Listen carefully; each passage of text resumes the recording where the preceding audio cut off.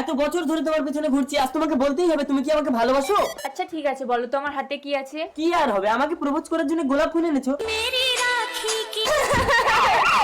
দেখুন police officer, আমার মেয়েটা রাখি বাঁধতে এসে রেপ হয়ে মার্ডার হয়ে পড়ে আছে।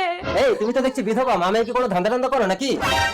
অফিসার, এইসব মহিলারা মনে হয় কানেকশন। কি হলো, তুমি আমাকে রাখি বাঁধছো কেন?